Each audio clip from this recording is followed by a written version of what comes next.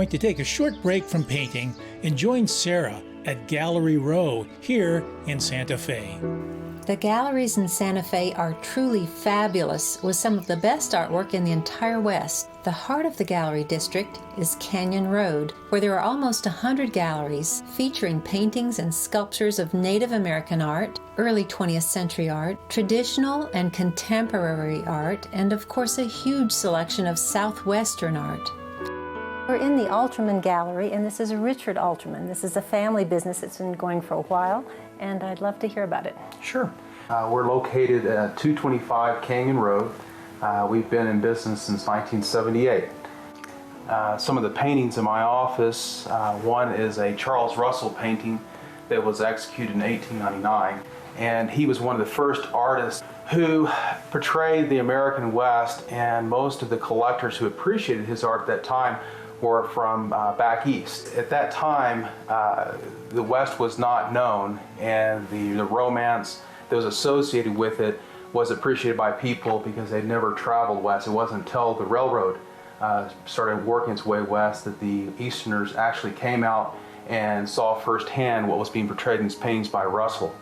And to this day, you can call them contemporary Western art collectors, also have that same sensibility and appreciation for fine Western art. Is it watercolor? It is a watercolor, and the artist was well known for executing watercolors as well as oil paintings. And how would this painting get back to the East? Well, there would be galleries in Manhattan and New York City that promoted these artists.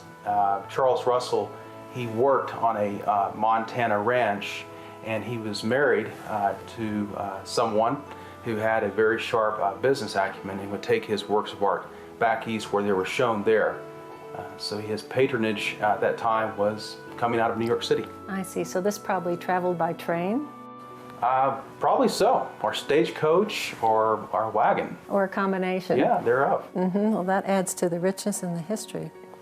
And you have some other special pieces I'd like to hear about too. To our right on the wall is a painting by Ernest Martin Hennings, and he was a member of the Taos Society of Artists. And this piece was probably completed during the 1920s. Do you have any interesting portraits here? Some of the portraits in my office that are very powerful, in my opinion, would be this piece by Joseph Henry Sharp, who is also a member of the Taos Society of Artists.